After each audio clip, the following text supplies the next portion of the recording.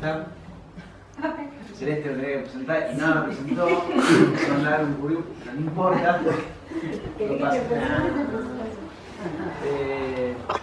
Yo trabajé 10 años en Página 12, me fui a vivir a Río Gallegos en enero del 2016 con mi familia.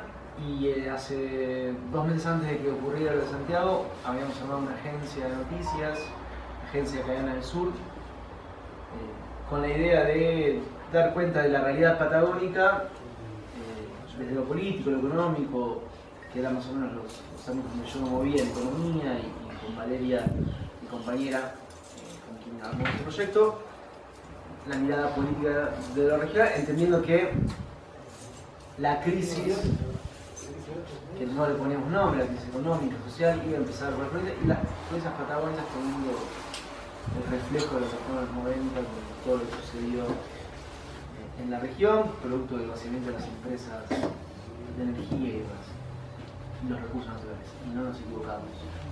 En ese momento nos metimos a laburar de lleno en lo que pasó con Santiago. Nosotros decimos que no somos un medio ni alternativo ni comunitario, somos un medio de comunicación que plantea una disputa de agenda, digamos, con las herramientas que tenemos, del lugar que ocupamos, tratando sí de generar un circuito con otros colegas, trabajando fuerte en este primer momento con Cintia García, que es una amiga y colega, incluso replicando un poco el modelo de comunicación que ella propuso cuando fue echada de todos sus trabajos en diciembre de 2015, Radio Nacional, Radio Continental y demás, de poner el cuerpo y ser un poco, ella fue un poco la voz de lo que estaba sucediendo con Milagro Sala, con la idea de un periodismo de dar la cara y poner el cuerpo. Yo le voy a hacer algunas consideraciones de cómo nos metimos a trabajar en lo de Santiago, qué vimos, qué estamos viendo ahora. Me parece que lo más rico es que podamos ir y venir, porque mucho de lo que estoy investigando ahora, con el expediente judicial de la desaparición de Santiago, hay un montón de cosas que están en el aire, no en el aire, sino en líneas de investigación que puede ser muy disperso en mi cabeza, pero si lo hacemos ida y vuelta, ahí nos es más nutrido para todos. Nosotros arrancamos el tema de lo que estaba sucediendo en Esquel con la represión del 1 de agosto, preguntándonos por los actores silenciados, quienes no eran nombrados, que más allá de saber que eran tierras de Benetton. Entonces nos empezamos a preguntar por quiénes eran estos actores económicos fuera de Benetton, que quizás no tenían tanta la misma relevancia económica, pero que eran actores que terminaban dándole o poder de lobby a Benetton en Esquel y en toda la provincia.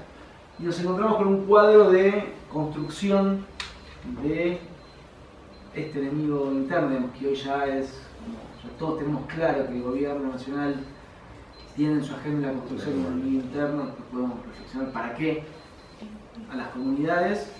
Nos encontramos con, vemos una traza que iba de Neuquén a Esquel, donde representantes de la Sociedad Rural de Neuquén, la Sociedad Rural de Bariloche y la de Esquel se pronunciaban en sintonía con la denunciación y estigmatización de estas comunidades. Y lo hacían en sintonía con la creación o la puesta en sociedad o a la vista de todos de la RAM. Y empezamos a encontrar como, y ahora les voy a leer un poco la línea de tiempo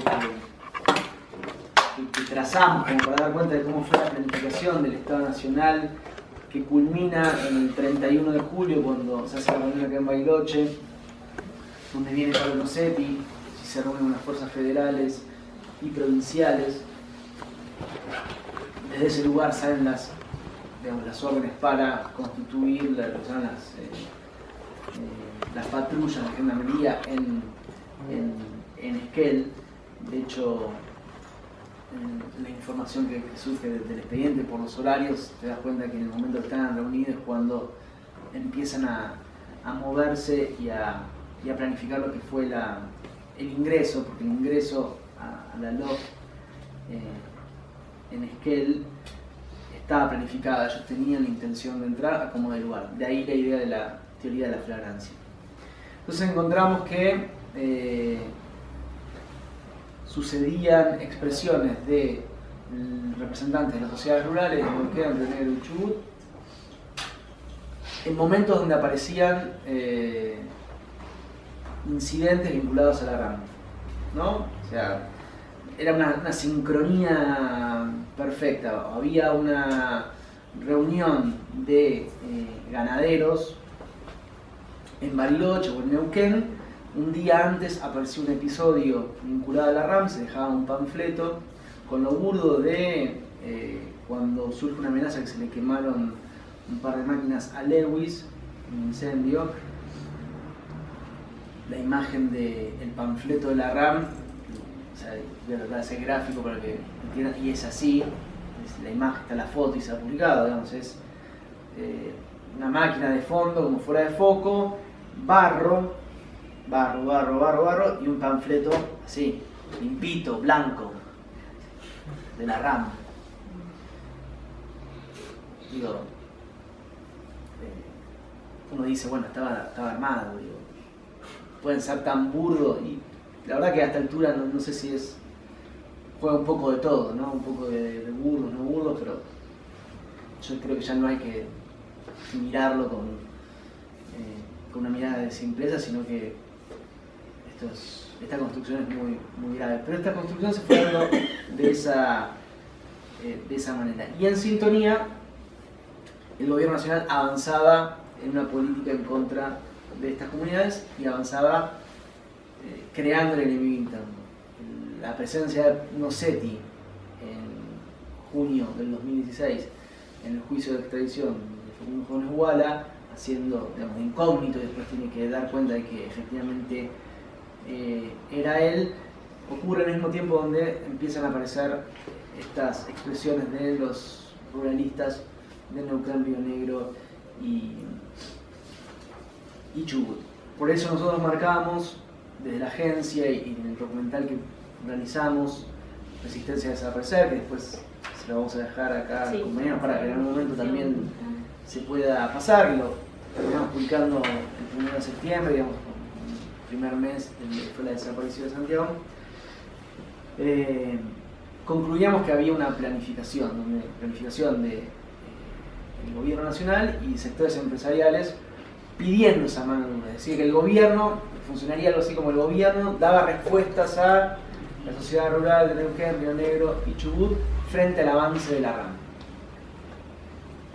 Muy en línea, me parece, digo, sin querer hacer ninguna simplificación, pero sí me parece que es similar a cómo se construían escenarios, no en la dictadura, sino previo a la dictadura, donde 74, 75, donde los sectores económicos, las fuerzas vivas, como se decía entonces, reclamaban la represión a distintos sectores.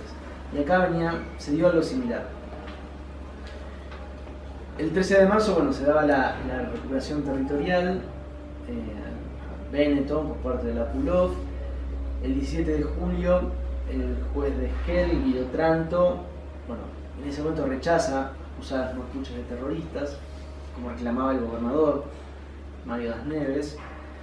De acá se empieza a dar la escalada. El 24 de marzo del 2016, Macri pasa unos días de vacaciones en la estancia del Lago Escondido de Joe Lewis. Terminada esa estadía de Macri, ya al mes siguiente, a partir de abril, los medios locales empiezan a instalar la idea de terroristas para referirse a los pueblos originarios y mapuches concretamente. Julio del 2016, empresarios rurales de la región empiezan a denunciar los ataques de la RAM. Primero hacia Lewis. En esa misma fecha, como les decía, estaba Nocetti en la región haciendo ya inteligencia. El 30 de agosto se arma el primer informe secreto sobre la RAM y se eleva al Ministerio de Seguridad, es un informe que hace Pablo Nocetti. Ya en noviembre del 2016, Das Neves propone el juicio político de Guido Tranto y también el vicepresidente de la empresa Compañía de Tierras del Sur, digamos, hay 2 expedientes en el Consejo de la Magistratura solicitando el juicio político a Otranto por haber rechazado la extradición a Facundo Iguana. Esto en noviembre del 2016. En ese mismo mes, noviembre del 2016, ya el Gobierno Nacional envía a una zona cercana de la Pulov, al Maitén, 200 gendarmes que terminan alojados en un gimnasio municipal que había construido años atrás Benetton. Remarco que esos gendarmes en el Maitén continúan apostados, no 200, pero hay una suerte de destacamento puntual en el Maitén, muy cerca, a 35 kilómetros de donde está la Pulov. El 10 de enero, que nosotros marcamos como el antecedente de lo que fue la represión del 1 de agosto y lo que pasó ahora con Rafael Nahuel, una represión en la Pulov, en la asistencia a Cuyarmen, donde hubo varios heridos de bala de goma. Una de las fotos, no sé si la recordarán, la mandíbula totalmente rota, otro perdió el tímpano. Y ahí se empezaba a ver la mecánica de la RAM, de la construcción de la RAM. ¿Qué es lo que pasó ese día? Ocurría la represión, grupo de distintos militantes de la zona, sobre todo del Bolsón, van hacia la LOF a solidarizarse. Uno de esos grupos, eran 2 hermanos que iban en una camioneta, tienen la mala suerte de frenar antes de llegar a la Pulov, hacer pis en la ruta, esto es literal. Y en ese momento lo detiene la policía provincial y los acusan de abigeato, de estar arriando en ese momento 300 cabezas de ganado de Benetton. Les arman una causa judicial que terminó hace muy poco, que defendiendo sobre Sellero, porque el fiscal Díaz Maya, que ahora lo vamos a seguir nombrando, les había plantado pistas falsas y pruebas falsas. La prueba falsa fue básicamente un acta de un policía que firma que estaban arreando las 300 cabezas de ganado y ese policía no estaba en el lugar, así era un acta trucha. Tienen que llegar a la instancia del juicio, se tiene que dar la instancia el inicio del juicio de las audiencias, y ante lo evidente el juez, que ahora se me fue el nombre del juez, pero no es un juez que tenga fallos a favor de las comunidades, termina sobreseyéndolos. Pero eso no fue todo. Otro grupo que había ido a la comunidad sale en otra camioneta a buscar animales que se habían robado los propios policías y gendarmes de la LOF y terminan baleados, literalmente baleados con balas de plomo. En las testimoniales de esas causas, obviamente a los baleados les armaron una causa de tentativa de agresión a las autoridades, porque iban en el auto y en un momento los sobrepasan a la camioneta que se estaba disparando para irse, en una maniobra los golpean a la camioneta, entonces eso les valió una causa penal. Son 7 los imputados por agresión a las autoridades policiales. ¿Cómo se armó toda la maniobra? El capataz de Benetton, de apellido Grania, llama a la policía provincial diciendo que les estaban robando ganado. La policía le dice: no tenemos la camioneta. Bueno, yo los voy a buscar. Es Benetton el que pone la camioneta, sube a los canas adentro y son ellos los que interceptan a... Sí, en el auto de Benetton, en la camioneta de Benetton, que están identificadas todas las Ranger de Benetton con la S del logo de Benetton. Algunas son Ranger Ram. En serio. 2 policías y el propio capataz o mayordomo, creo que tiene la categoría mayordomo de Benetton, y está ahí, insisto, esto es expediente judicial, digamos.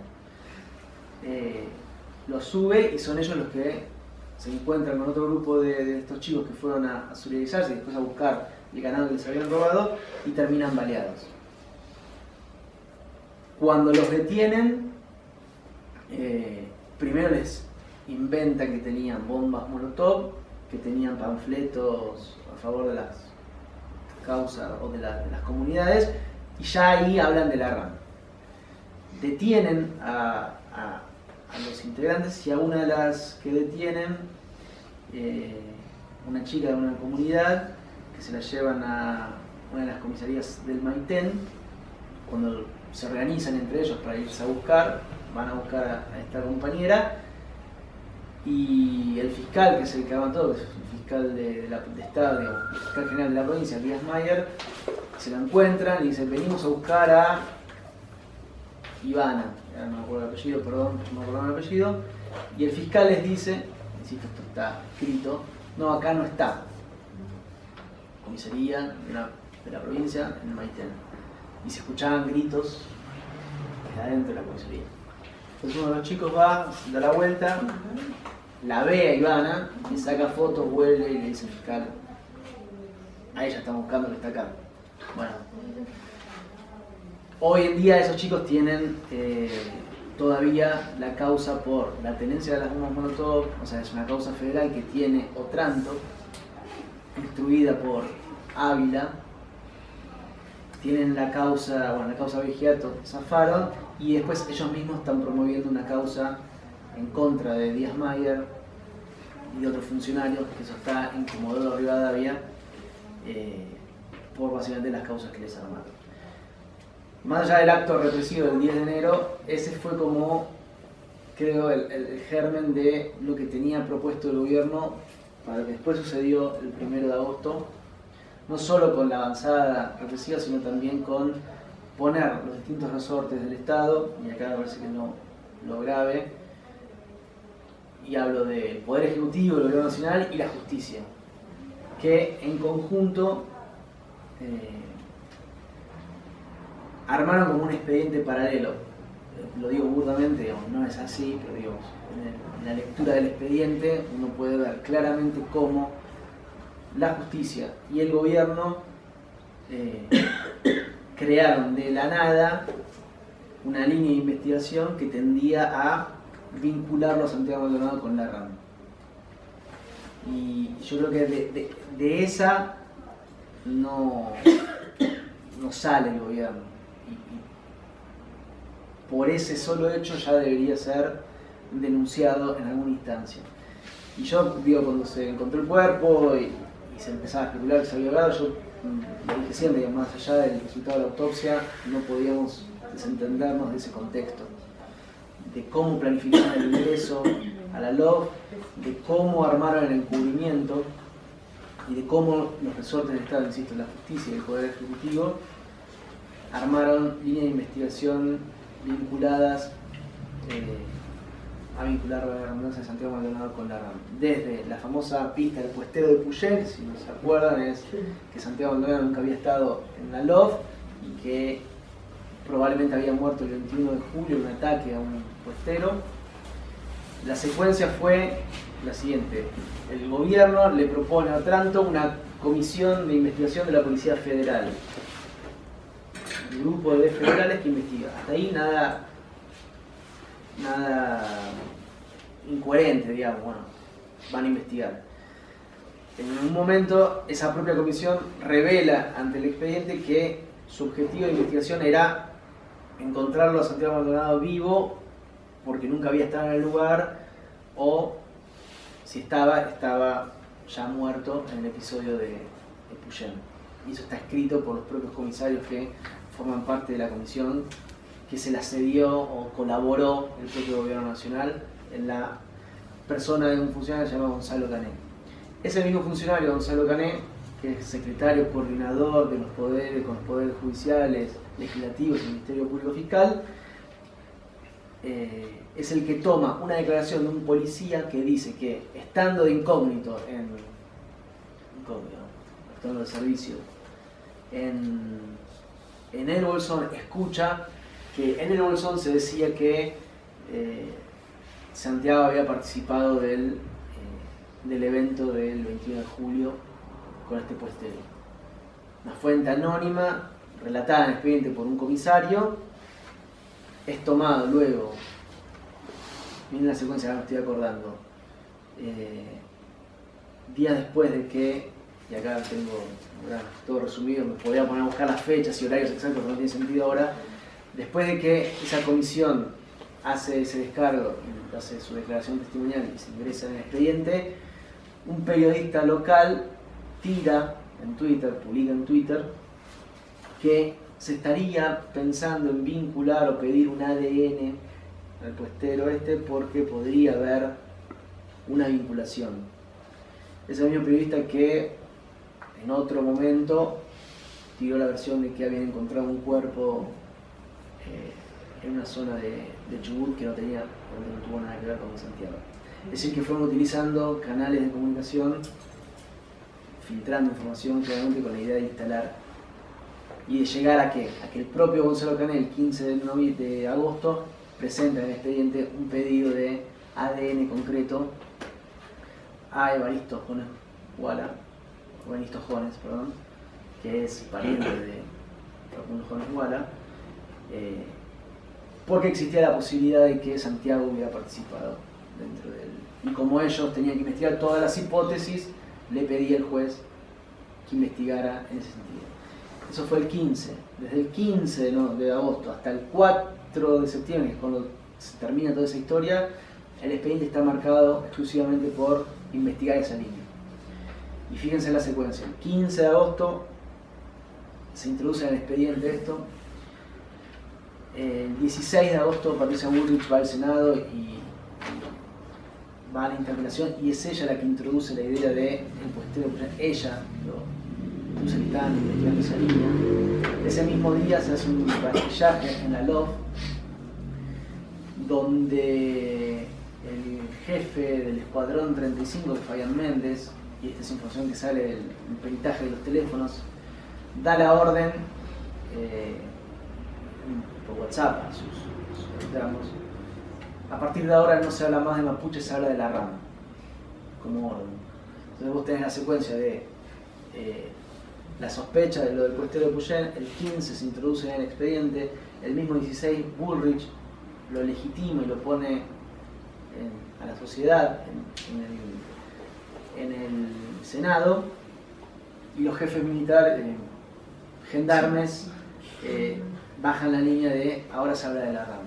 Y ese día, en ese rastrillaje, y esto se supo un mes después, es cuando se encuentran vainas de 9 milímetros dentro de la comunidad que no fueron levantadas por decisión de Otranto. Es decir, si levantaban vainas de 9 milímetros, se les caía un poco la idea de que los de la comunidad eran víctimas y no victimarios, como ellos estaban tratando de construir en ese momento.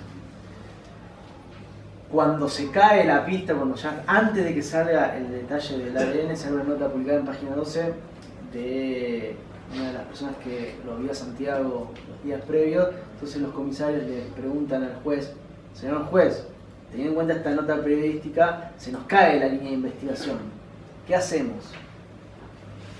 Entonces así, no estoy exagerando, no es literal, pero los comisarios, que a su vez proponían medidas de prueba, y no soy abogado, pero entiendo que si no sos parte no podés pedir medidas de prueba en un expediente. Esa línea, ya para mí, esa secuencia configura el rol de cómo estaban trabajando en la construcción de este enemigo interno y el tiempo que invirtieron en tratar de vincularlo a Santiago con la RAM.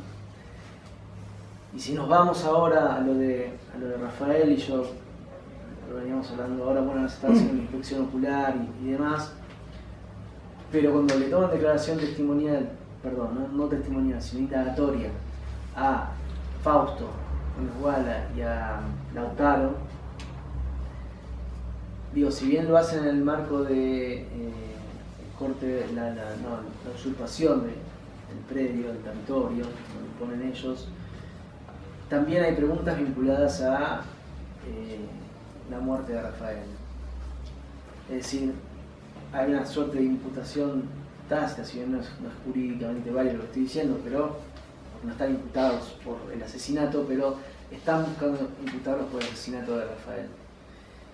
Y el dato para mí clave de ese expediente, de lo poco que vi hasta ahora, es que el juez dice que toma indagatoria, les dice los cargos y en el momento de presentar las pruebas por esos cargos, le presentan las pruebas en contra de ellos, el informe preliminar de la autopsia. Digo, se murió con una bala 9 milímetros, se ingresó por atrás, así todo, ese informe preliminar es presentado en contra de Fausto y de Lautaro.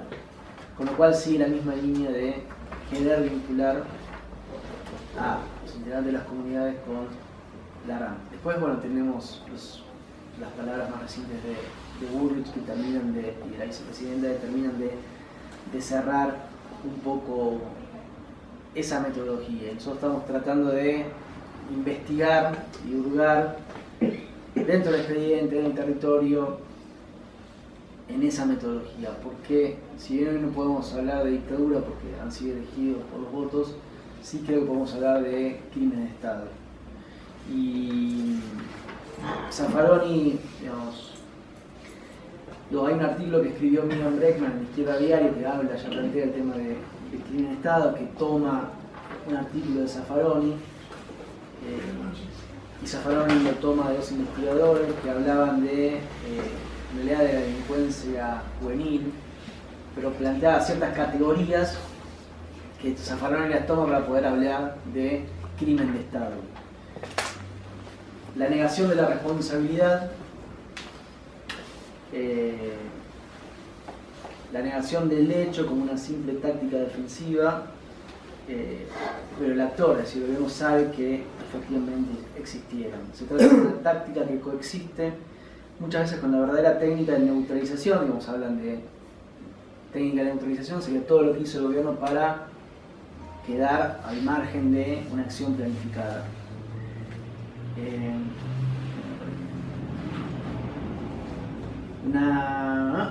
Bueno, se trata de la táctica que coexiste muchas veces con la verdadera técnica de neutralización porque no es incompatible con ella, dado que la negación de los hechos se dirige a quienes los juzgan, en tanto que la negación de la responsabilidad se dirige hacia la propia conciencia del autor. Digo, desde el primer momento el gobierno negó los hechos, negó la represión, negó a Santiago. Digo, ese 16 de agosto Bullrich también fue enfática en negar la presencia de Santiago Maldonado dentro de la LOF. Y ahora no recuerdo la fecha, pero días antes de que ella hablara en el Senado, se presenta dentro del expediente las imágenes de Gendarmería, las propias imágenes que Gendarmería había aportado al expediente, con la secuencia de el avance, digamos, entre las 11:20 y las 11:40, que es la franja horaria caliente. Y ahí es donde se ve la última foto de Santiago Maldonado, a las 11:32. Es decir, en la Gendarmería que tomó esa foto, no se la sacó a Santiago, digo, la secuencia la toma como la casilla se ve allá, en esta dirección, tomando a dos gendarmes que estaban disparando ya dentro de la LOF. La ruta estaba desalojada y uno lo puede ver a Chazú mismo ya disparando dentro de la LOF a las 11:25, ya estaba disparando dentro de la LOF, no había corte de ruta, y en esa secuencia de ese plano, en plena imagen, lo ves a Santiago a un lado y a otro integrante de la comunidad, que probablemente sea un chico chileno, un cantautor chileno, pero lo ves a Santiago, ves la campera celeste, ves el pelo largo, las rastas y ves que está agarrando algo en pose de correr. De esa información que tenía el gobierno. Digo, nosotros que somos periodistas y también tenemos la obsesión de estar días y días y horas y madrugadas y dejar a nuestra familia, o con el acompañamiento de nuestra familia en este caso, pero mirando y observando, ellos que tienen todo el aparato del Estado para poder, la tecnología para poder hacer y poder darse cuenta que ahí estaba Santiago, bueno, claramente eligieron ocultar esa información, porque Bullrich, el día que habla en el Senado, sabía que Santiago Maldonado estaba en el lugar. La otra técnica de neutralización o elemento que permite hablar de crimen de Estado, la negación de la lesión. La única forma de apelar a esta neutralización es admitiendo la lesión, minimizándola en lo posible y esgrimiendo una pretendida legítima defensa con la intención de negar la condenación moral del crimen. Se reduce la responsabilidad, se niega a la víctima y con ello también se reduce o niega la lesión. Digo, esto es que, digamos, una definición casi de manual llevada al caso. Y esto también lo podemos llevar al caso de la muerte de Rafael, ¿no? Planteando desde el primer momento la legítima defensa de las fuerzas de seguridad cuando Rafael murió con un tiro por la espalda.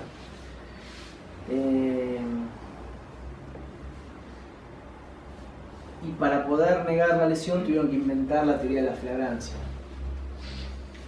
Existe una ley de flagrancia, digamos, se sancionó por el Congreso, pero la orden que se les dio Nocetti, esto ya lo han leído, se sabe, pero el 31 de julio es que las fuerzas policiales podían actuar sin orden judicial ante un hecho de flagrancia. Que es un poco lo que termina de cerrar Bullrich cuando dice prácticamente instaura nuevamente la ley de fuga, es decir, cuando el derecho, la verdad le asiste a las fuerzas y punto, y son otros los que van a tener que buscar las pruebas de si existió o no existió abuso de autoridad por parte de la fuerza o no, con lo cual termina de cerrar un poco esta idea de la flagrancia, ponerla en práctica en su máxima expresión. Bueno, después habló de la RAM, Bullrich, y habló de lo indefinido de la RAM como concepto, también tremendamente grave, porque nosotros no podemos ya ser de la RAM por el solo hecho de, si hoy tenemos un panfleto acá de la reivindicación de distintas comunidades mapuche, tranquilamente podemos ser catalogados como parte de la RAM. De hecho, en Neuquén, a una militante, Nadia París, le allanaron, ella estaba organizando, ya no me acuerdo si es Neuquén o acá, no, Neuquén, estaba organizando una presentación de un documento en contra de Villanueva por el avasallamiento que estaban realizando en comunidades de Neuquén. Villanueva tiene las dos jurisdicciones, y se presentó ese documento y el día siguiente les hacen múltiples allanamientos. Y la orden de allanamiento era secuestrarle cartelería, stencil, cualquier elemento que permita hacer carteles, panfletos vinculados a la RAM. Es decir, a eso nos enfrentamos. Cualquiera de nosotros nos pueden ya no armar una causa vinculada a la RAM, sino detenernos. Digo, eso es, con los sucesos de hoy que venimos viendo, ya tenemos que saber que todos estamos en peligro, no solamente los que militan o militamos, estamos comprometidos en estas causas. Entonces ahí tenemos la negación de la lesión. Y después la tercera, la negación de la víctima, y ya hemos hablado de eso, ¿no? Pero es la técnica de neutralización más usual en los crímenes de Estado. Las víctimas eran terroristas, traidores a la nación, a la patria, fueron los verdaderos agresores. El crimen de Estado no fue tal, sino la legítima defensa necesaria. Bueno, antes eran los subversivos, cabecitas negras en otro momento.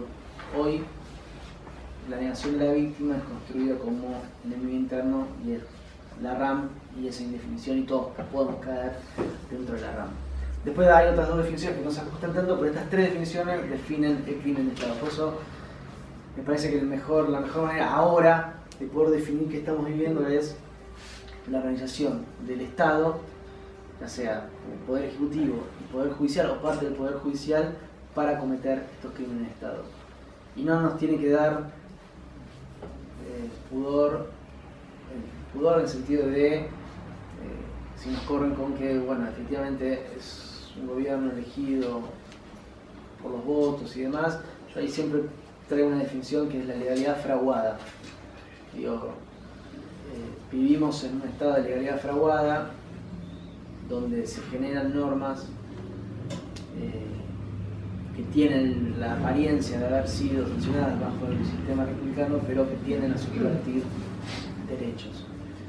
hasta hace poco podíamos hablar, creo yo, de democracia de baja intensidad, y hoy ya creo que ya esa categoría ya no corre, y estamos en un grave escenario de crimen de Estado. Y esto es premeditado, que tiene, podemos pensar, el objetivo de que Mauricio Macri pueda darse las políticas económicas para aquellos sectores que lo colocaron en el poder. Esa puede ser una hipótesis. La verdad que ahí donde no termino de cuadrar, por lo menos yo, por qué se hace todo esto, digo, en el fino, digamos, tener como la prueba fáctica, si están haciendo esto por algo determinado. Sí. ¿Por qué decís crímenes de Estado y no Estado terrorista? Porque no es terrorismo lo que ellos están haciendo, o sea, está bien, generando el enemigo interno, deteniendo a la gente, ya la gente empieza cambiando el sentido común, o sea, ¿qué diferencia hay entre lo que pasó en 1975 cuando en el gobierno de Isabel firman el operativo Independencia y empiezan a matar gente y lo que está pasando ahora? No es también, o sea, eran gobiernos democráticos, elegidos por el voto popular, pero que terminan actuando ambos en contra de la población. Mira, yo... No, si quieres después... Sí. No, creo que, digamos, hablo de crimen de Estado porque tratando de encontrar una explicación, no sé si académica o que no sea de mi propia subjetividad, y digo, propia mía, pero también de muchos compañeros que estamos pensando lo mismo, encaja desde ese lugar en la descripción. Probablemente el estadio siguiente sea un terrorismo de Estado, donde efectivamente, creo que la diferencia es, vos hablás del 75, yo también hablé de la construcción previa, 74, 75, la diferencia es el 76, es decir, la clausura del Congreso, la toma, la junta militar, el proceso de reorganización, lo llamaron ellos, ¿no? Pero como dictadura cívico-militar eclesiástica. Creo que la diferencia es ese paso, pero creo que no estamos lejos de que se clausuren algunas instancias, aunque sea con apariencia democrática. Creo que lo que está haciendo con los medios de comunicación también debería plantearnos en esa línea, donde prácticamente no hay medios que no estén efectivamente ahora sí cooptados por el gobierno nacional, que puede ser una debilidad institucional de lo que dejó el kirchnerismo. Podemos profundizar en eso, pero creo que lo que vos planteás creo que es el estadio que puede llegar a venir. Por eso yo decía, democracia de baja intensidad, y es algo que incluso Cristina Fernández lo marcaba mucho en los últimos 2 años. Creo que hay que dejar de hablar de democracia de baja intensidad y pasar a hablar de crimen de Estado, y no sé si el estadio que viene sea de terrorismo de Estado donde distintas garantías estén suspendidas. El hecho de que nos haya permitido el ingreso a la Argentina de organismos y asociaciones civiles al cumbre de la OMC, digo, no sé cómo habrá sido, sí sé cómo ha sido en el 78, con el Mundial, cuando dejan ingresar a determinados organismos, pero vamos en esa línea, digo, no sé en cuánto tiempo. Esto de que te puedan detener y se esté generando jurisprudencia, que te puedan detener sin sentencia, de la manera más arbitraria que se está sucediendo, de madrugada y demás, yo no sé si no va también en esa dirección. Yo prefiero hablar ahora de crimen de Estado porque es lo que puedo probar, digamos. Si vos me decís, ¿por qué crimen de Estado? Yo te digo por todo esto, y agarro el expediente y te digo por esto, por esto, por esto y por esto. Digamos, simplemente por eso. Y para cerrar, ya que decimos el ida y vuelta, bueno, nada, desde la agencia, bueno, un poco en página 12 que también estoy escribiendo sobre lo de cubriendo el skate, pero ahora ha buscado hacer todo esto de la agencia, estamos investigando, probablemente va a ser un libro sobre esta situación, marcando el nuevo grande del gobierno nacional, en esto que llamamos crimen de Estado, y que nada es casual y que nada es azar. Les planteaba, bueno, la finalidad de todo esto. Y probablemente, digo, todavía no lo tengo muy cabalmente cerrado, pero y hay una frase que me viene latente siempre de Echeverre, el expresidente de la Sociedad Rural, ahora ministro, fue como eje de mi otro libro, por trabajo rural esclavo y evasión tributaria, cuando viene el caso. Cuando pasa lo de Santiago, a los 8 días sacaron un comunicado a la Sociedad Rural felicitando el accionar del gobierno por haber, los términos eran por trabajar en pos del fin de la violencia en la Patagonia.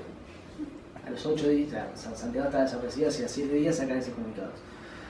Pero Echeverre dice otra cosa en una entrevista, como diciendo, bueno, tenemos que aprender de Brasil. En Brasil están metiendo a todos presos.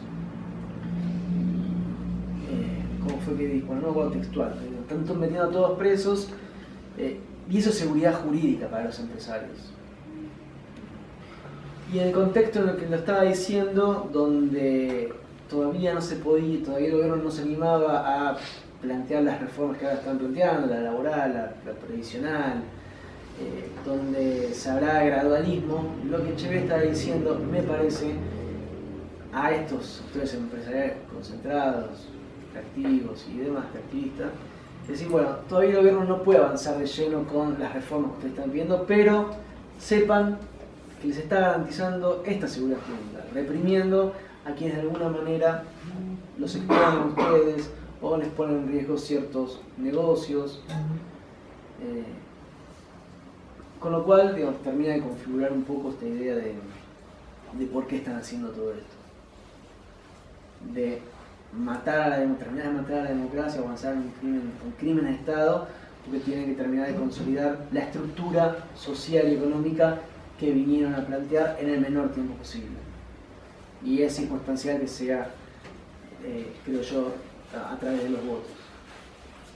Es circunstancial, digamos. Son actores que representan los mismos intereses que los intereses que se ponen en juego en el 74, 75 y a partir del 76.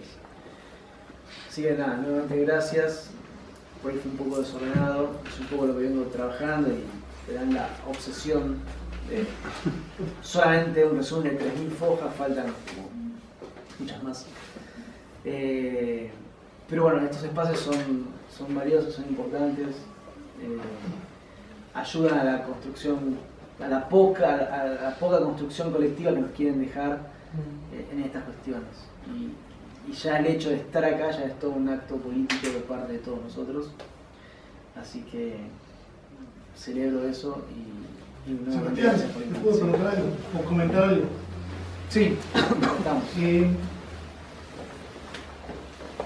Macri o Echeverre, como recién nombraste, no conocen la Patagonia, digamos, ir a Cumelén no es conocer el país, es conocer un espacio que es el que él utiliza en Buenos Aires, ¿no? Pero ellos son realmente, adhiero a las dos opiniones sobre el crimen de Estado o Estado terrorista. Obviamente, históricamente ya sabemos que todavía no está el enemigo interno armadito como lo tuvieron en el 75, el 76. Digamos, que todavía están haciendo lo mismo que se hizo en el 56, ¿no? Demonizar a Carrillo como hombre rico muerto en Brasil, cuidando leprosos en la pobreza, toda esa construcción que se hace para generar una resistencia, que evidentemente es lo que nosotros desde otro lugar no tan de manual como el del 55 estamos tratando de lograr una resistencia a esto. Esto es una cosa. Ahora, esta introducción tiene que ver con ustedes. Yo te agradezco que vengas vos acá. Pero la verdad es que Buenos Aires nos tiene un poquito hinchada la pelota, realmente, ¿no? Antes decía, yo estoy viviendo en Río Gallegos. ¿Sabes a lo que me refiero? A nosotros, leemos página 12, la gente se entera por página 12, AM750, todo Ya está. ahora, ¿cómo? Y ya está. Y claro, ya está. Ahora Weinfeld, ¿viste? No puede decir, es una tontería, pero no puede decir como si fuera lo mismo Coihue y Coligüe. No es lo mismo. El Coihue es un árbol y el Coligüe es una caña. ¿Por qué mierda se meten a decir cosas de allá?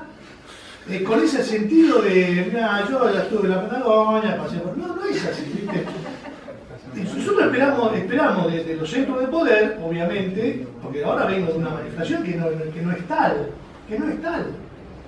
de centro cívico, ¿viste? Es una puntada, pero es difícil porque si la toma de Cristina de quilombo se va a armar, y me hace dudar ahora que quilombo se va a armar, pero la verdad es que si no se arma el quilombo en Buenos Aires, Córdoba, Rosario, este país de nuevo vuelve a ser una cosa de extractivista intelectual de ustedes, digamos. Nosotros estamos haciendo un extractivismo no de minerales, de razonamientos que desde allá vienen con un formato que nosotros no nos sentimos identificados, ¿viste? Nos sentimos que somos medio de, che, otra vez, ahora nos matan dos pibes, y los muchachos están allá elaborando teorías, ¿viste? Un poquito más de esclarecimiento, si querés, ¿viste? Ya que tienen tanto acceso a todo. Algo que venga, vos que venís de Río Gallegos, nosotros, yo vine también a la otra presentación, y me llevé tu libro. Sí. Y hoy no me compraste para llevarme algo más, no sé qué metés. Hoy no sé qué metés. Tengo acá más, te puedo seguro. O adelantarme para esto.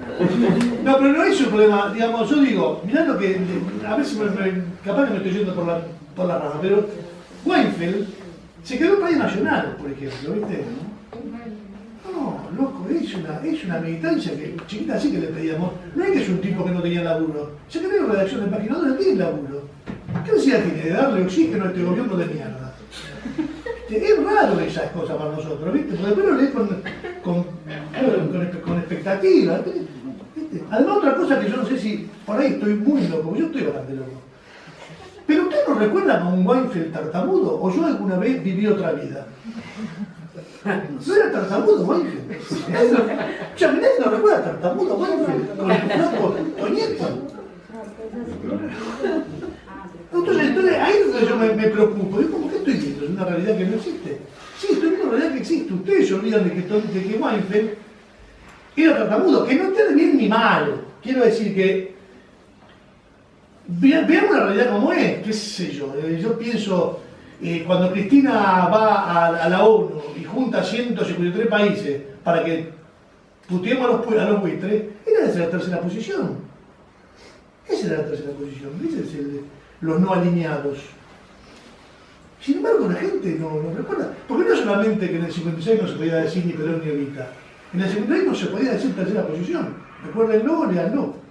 Para que no nos olvidemos, porque si nos olvidamos que Weinfeld era tartamudo, vamos a ver que lo era, vamos a ver cómo terminamos en esta historia de confusión que viene de los centros de poder, intelectuales, filosóficos, como quieras llamarlo, vos dijiste académico. Bueno, ¿viste? Académico, me parece que por ahí tenemos que esperar que ellos bajen la academia a algo que a nosotros nos aclare los tantos, ¿viste? Nosotros también queremos...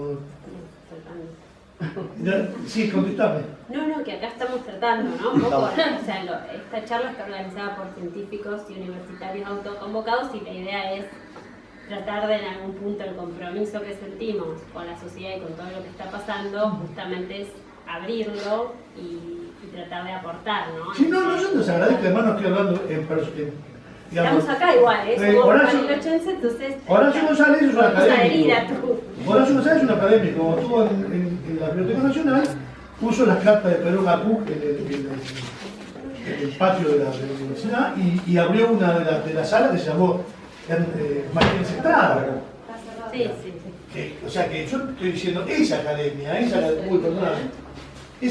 que baje, que nos ponga en sintonía con algo que nosotros también somos parte. Pero podemos ser nosotros, ¿por qué esperas que vengan ellos a Compañero, ponerse en sintonía? nosotros hacemos lo que podemos. Por eso, me parece que esto que estamos haciendo es eso, ponernos nosotros en sintonía con lo que nos está pasando acá.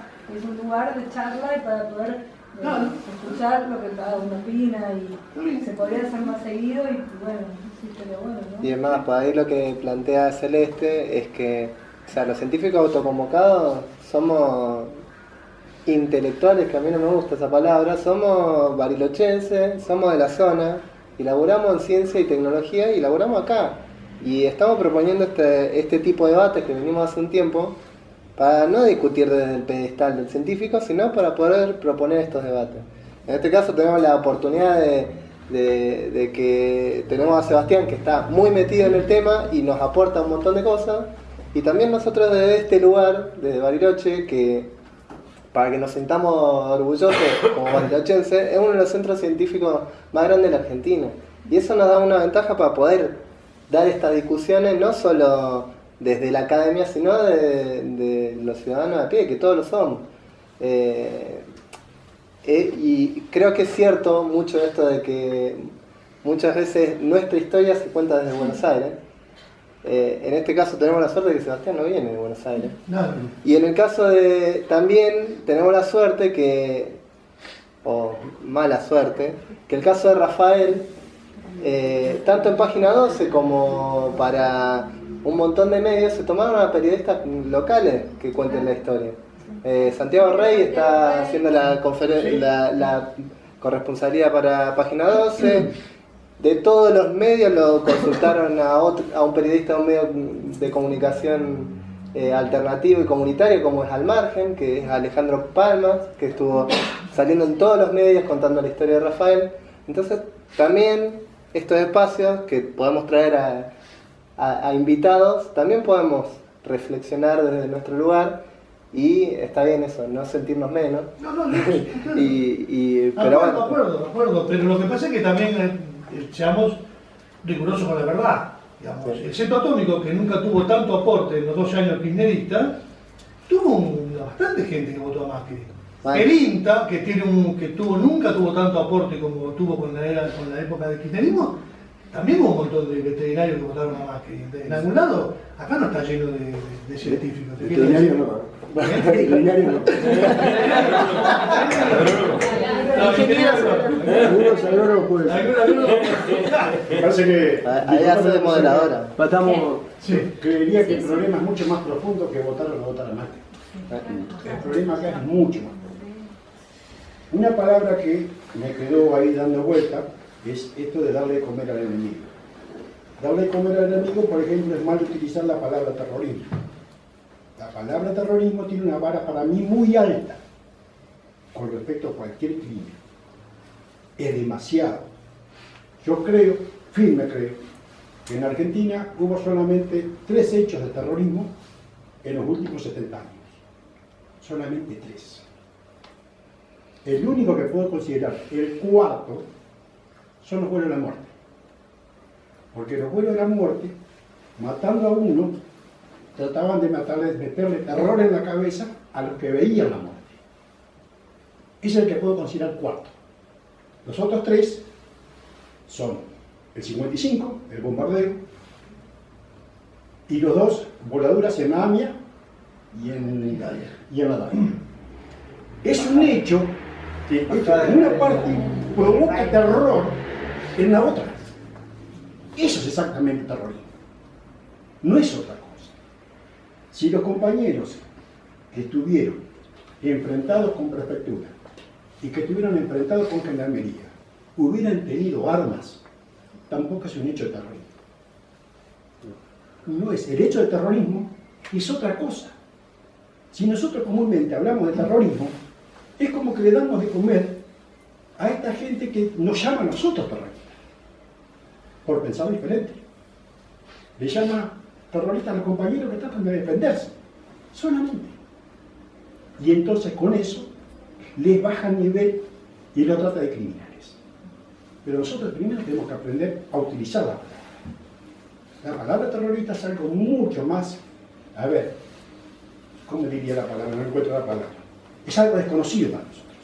Mira, Germán, yo no quiero entrar en una discusión que nos pongamos ahora a definir qué es, porque yo considero que acto terrorista es un acto que no respeta la ley. Entonces, cuando no se respeta la ley, lo que está pasando ahora, que no hay divisiones de poderes en una república, en donde el poder ejecutivo supedita al poder judicial, lo presiona, hace que los jueces actúen de determinada manera para poder seguir en su puesto de trabajo, eso es un acto ilegal. Sí. Y ese acto ilegal lo está haciendo el Poder Ejecutivo. Sí. Cuando planteaba recién Sebastián, yo pensaba, nosotros no podemos hablar de dictadura porque acá se votó. Acá se votó. Democracia se puede decir. Bueno, yo creo que me parece terrorista porque es el Estado, que es el dueño de la fuerza, el que ejerce un acto violento contra la población. Por eso, en una entrevista en Clarín, que hizo Claudio Andrade, es impresentable. Que Andrade le pregunta, básicamente usando esas palabras, él le formula la pregunta diciendo si se hubiera rendido, lo hubieran detenido, él formula la pregunta con toda la y Jesús responde sí, y queda como titular esa idea. Que, a ver, estoy tratando de ordenarme la idea. Andrade ha sido uno de los canales de difusión del gobierno nacional en toda esta historia. A él han utilizado para hablar del puestero de Puyén, a él lo han utilizado para ubicarlo en Entre Ríos, para ubicarlo en una fiesta en Bolsón, en cualquier lugar del país.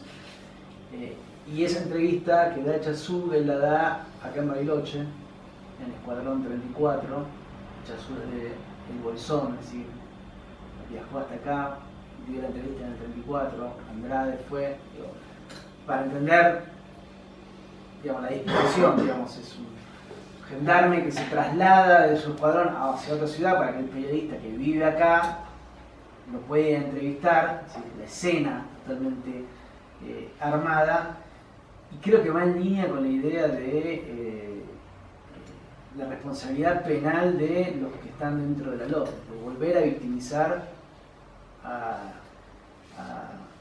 los integrantes de las comunidades, como que Santiago no lo era. Va en esa línea, en esa construcción. La idea es, ahí sí volvemos a etapas previas, no pongamos ninguna fecha para no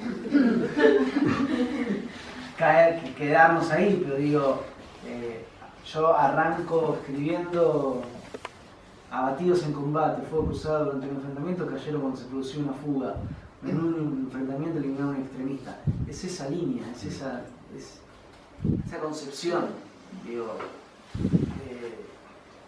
es tremenda la afirmación, creo que habla mucho más de el crimen de Estado que cometieron que librar de cargo y culpa a Echazú, porque esa entrevista está armada para que Echazú quede. Echazú es el gendarme que lo ven saliendo del río con el corte, con la escopeta. Para más, en la nota en Clarín está editada ese video con una música, o sea, una música armoniosa, que te genera ganas de abrazarlo, de agendarlo. Son perversos hasta y planificados, digamos, totalmente planificados. Pero creo que ese que dice Echazú, cuando él se presenta voluntariamente,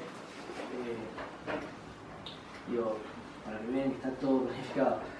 Otranto lo que había hecho es darle parte a Gendarmería en el expediente de habeas corpus, es decir, Gendarmería puede intervenir, el gobierno puede intervenir, plantar pistas falsas porque era parte dentro del expediente de habeas corpus, a lo que Otranto le había permitido, no hacía desaparición forzada. Cuando asume el nuevo juez, aparta a Gendarmería del habeas corpus y automáticamente Echazú se presenta en el expediente diciendo, ah, bueno, como creo que me están investigando, me presento. Pues automáticamente la fiscal lo deja como imputado, y es por eso que Gendarmería ahora tiene acceso al expediente de desaparición forzada, por eso estuvo presente en la autopsia y demás. Y el objetivo de esa entrevista tiene que ver con dejarlo a Echazú como una persona que no tuvo absolutamente nada que ver, y creo que esa frase habla mucho más de el rol que tuvieron, el rol que tuvo Gendarmería en el gobierno, que el rol que no tuvo, que es lo que quieren construir. Si les parece, vamos juntando varias preguntas así, y vos querías decirle algo en relación a esto. Una consulta, compañero. Nosotros acá inauguramos el SOCE en la parte de arriba, y cuando inauguramos vinieron la gente de Esquel, los compañeros de Esquel del municipio. Entonces la pregunta era, yo decía, ¿cómo? Porque decían que en parte del río tenía unos 50, puede ser, de profundidad, y que no es tan grande, no es tan hondo. Me decían que no había lógica de que alguien se pudiera ahogar en ese río, y tampoco es ancho, me decían. Yo no lo conozco, por eso... Bueno, mientras vos lo buscás, vamos haciendo otra pregunta. Sí, claro. Allá el señor, sí. Relacionado con el tema, quizás, conocida la autopsia, ¿cómo ves que va a evolucionar la investigación y cuál es tu opinión sobre el juez federal que le han tocado? Sí, tenés medio futurología, pero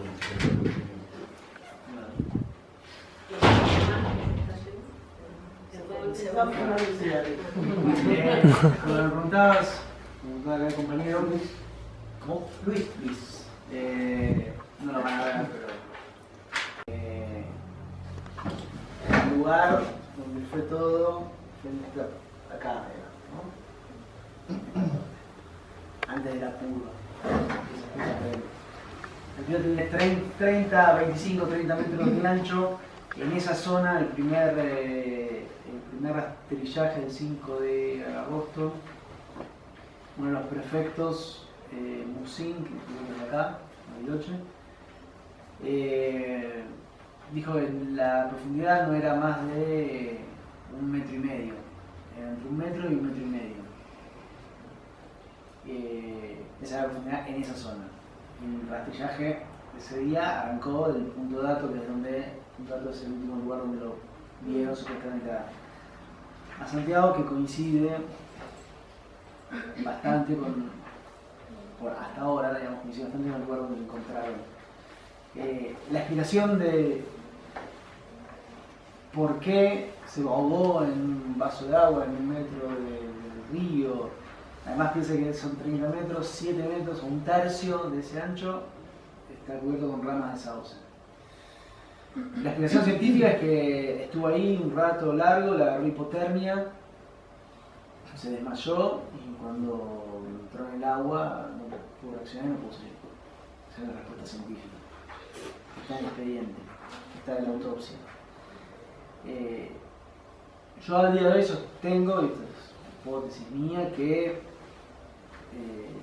he estado recogiendo los testimonios de los que vieron el cuerpo ese día, Sergio, mi hermano, o Julio Saquero de la PDH, Mabel, su mujer, los chicos de la comunidad.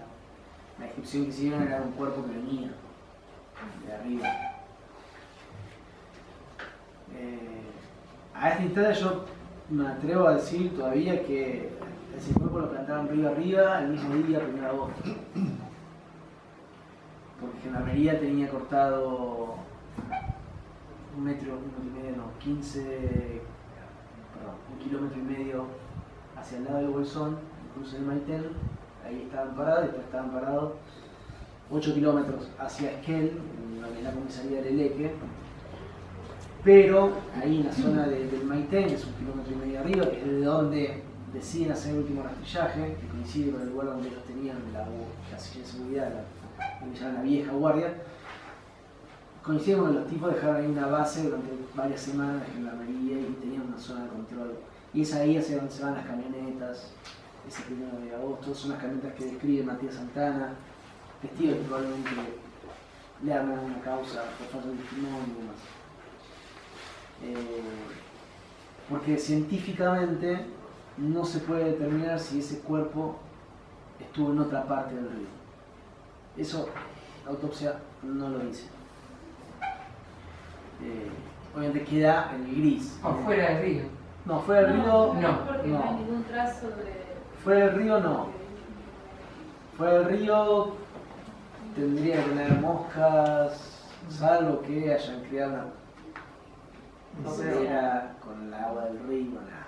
Perdón, es el Estado, ¿eh? ¿Cómo? Es el Estado, con todos los recursos del Estado. Sí. Todavía, sí. Sí, Benetton, están. Sí, pero no. ¿Cómo? La estancia está ahí. Sí, la estancia está por acá, digamos. Por acá. Pero para que termino la idea de por qué no afuera, digo, porque no tenía la formación del mosca, y si te das cuenta tenía no más de 48 horas de exposición, entonces en esas 48 horas tranquilamente pudo haber emergido en río arriba. Está el testimonio de Fernando Jones Wala, que participó del repillaje del 7 de octubre, que dice que él estaba río arriba, yo decía que arrancaron 1,5 kilómetros del punto dato, con los perros del otro lado, y el bombero le dice: che, Fernando, el perro está marcando algo, o sea, del otro lado del río, un olor.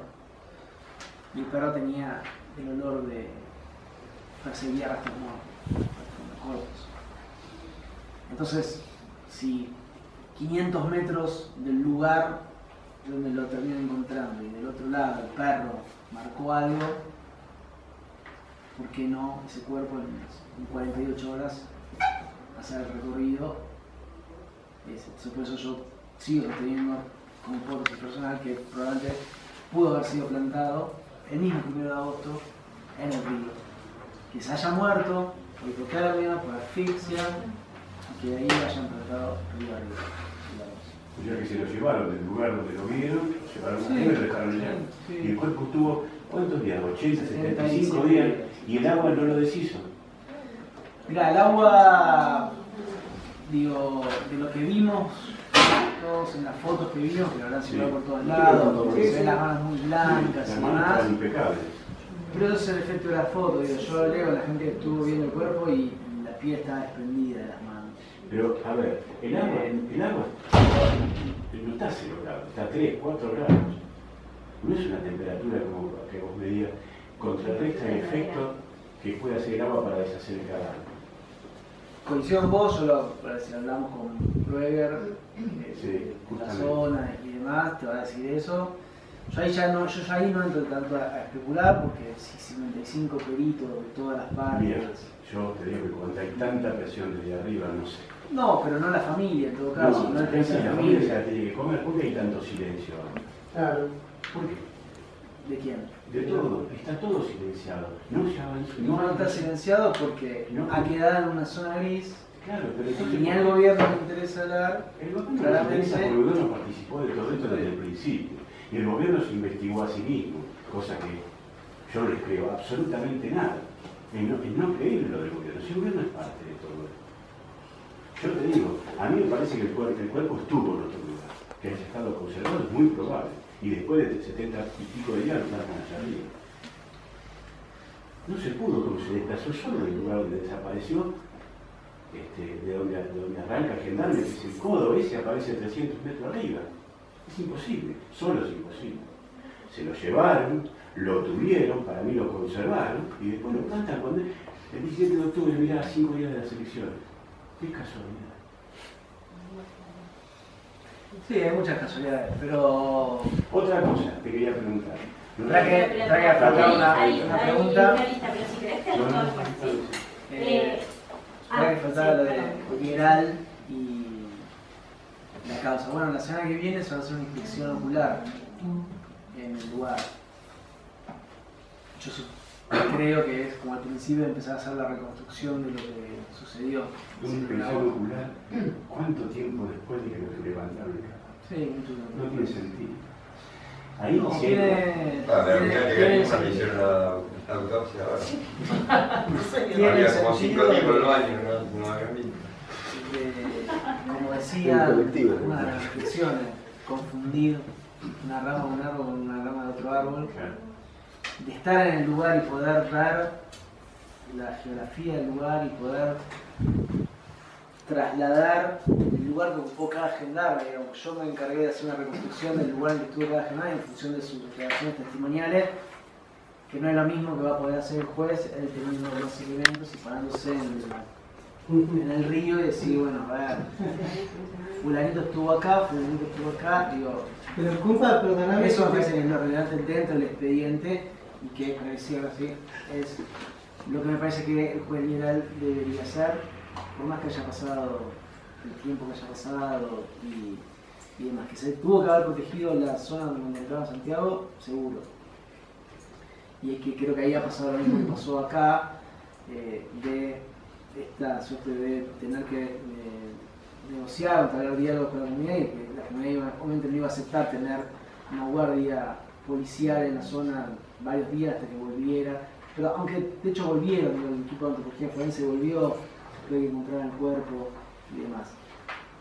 De todas maneras me parece que es fundamental que el juez vaya con su equipo, que vaya el equipo de antropología forense ahora y que en un marco de distensión que se va a dar distinto de acá, porque no van a estar las fuerzas de seguridad como están acá. Digo, acá están transitando la etapa Otranto, digamos, y caen con todas las fuerzas y en ese esquema hacen investigación. Otra cosa para cerrar esta idea de lo que puede haber sucedido, en uno de los allanamientos ellos la fiscal, la federal, hacen con un helicóptero, toman fotos,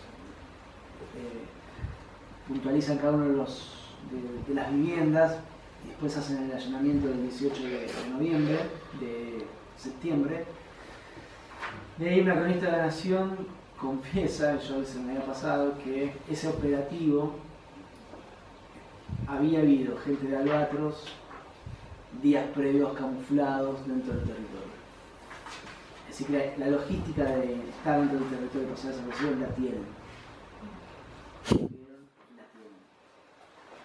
Así todo, creo que dada la información que hay, que si ese cuerpo fue plantado para mí el 1 de agosto, en esas 10 horas que estuvieron ahí adentro.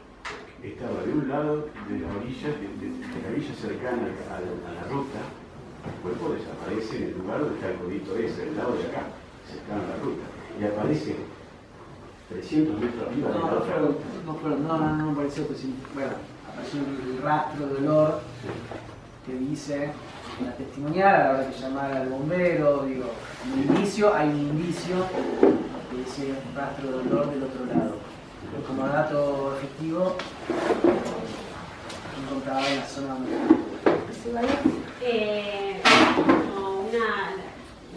contestamos varias preguntitas, así que Germán, estabas vos, después Bea.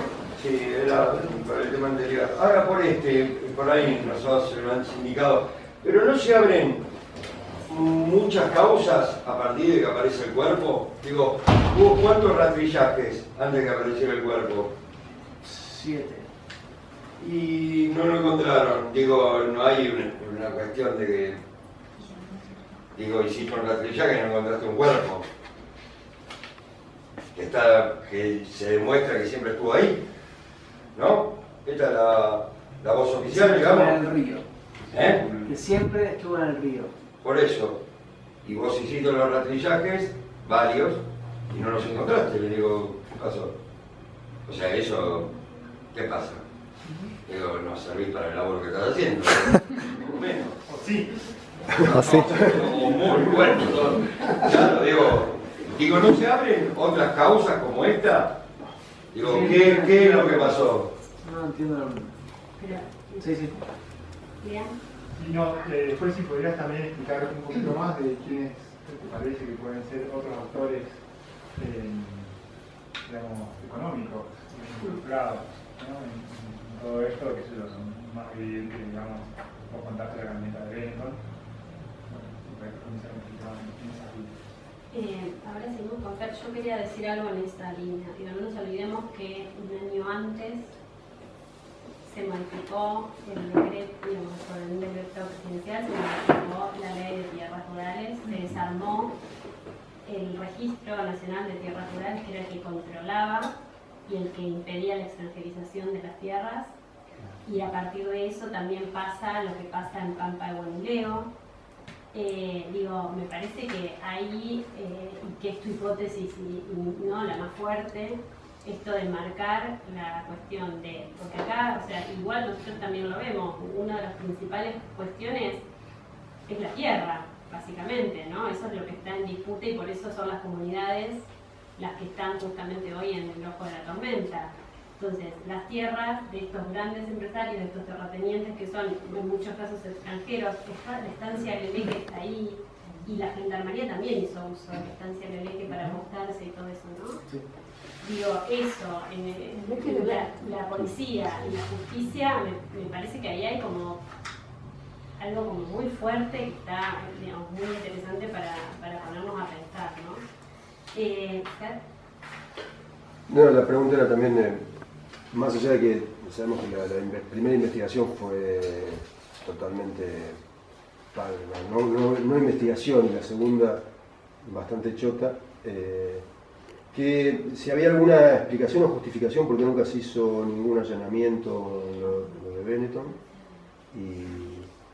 y otra cosa con el tema de los teléfonos.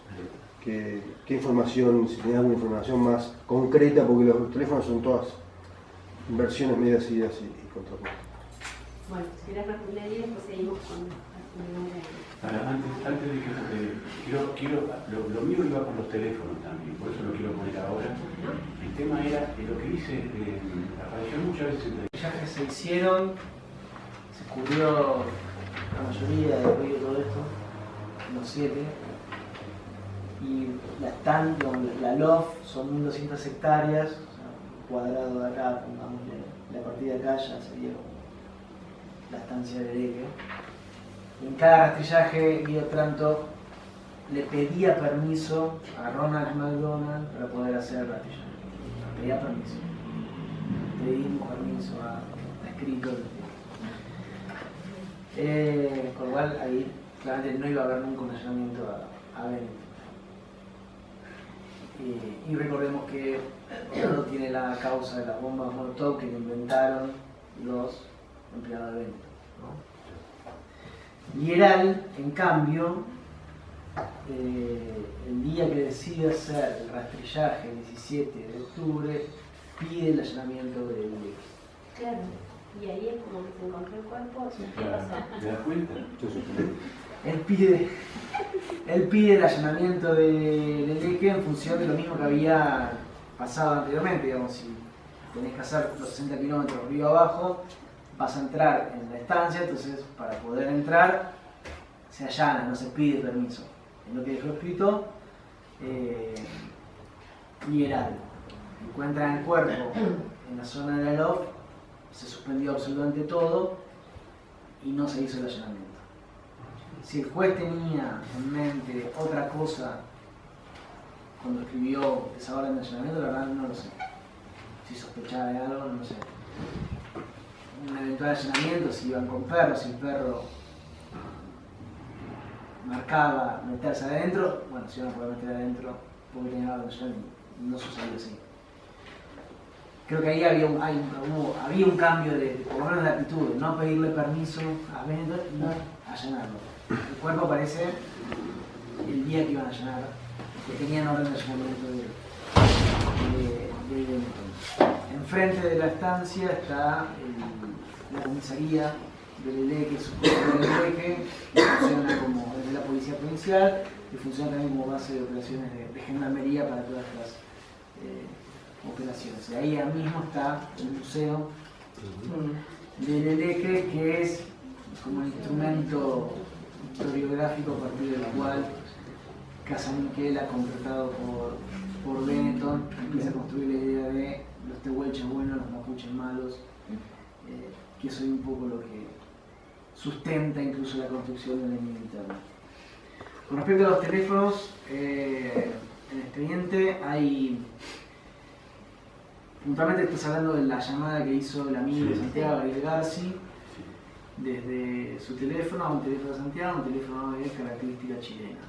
Bueno, todavía no hay resultados de eso. Se ha pedido información ahora a Estados Unidos, lo último, porque el proveedor de Chile, WAM, cursa sus comunicaciones en servidores que están en Estados Unidos. Y eso es lo último que se está pidiendo. Y a partir de esa información podría llegar a darse una... Se hizo algo. Sí, se hizo. Lo que planteaba Garbats no era muy certero, digamos, en función de la investigación. Porque él también podía decir que a partir de los celulares de los gendarmes, poder saber quién estaba al lado de tal celular, y eso no se hizo, pero me parece que eso no era tan sencillo como él planteado.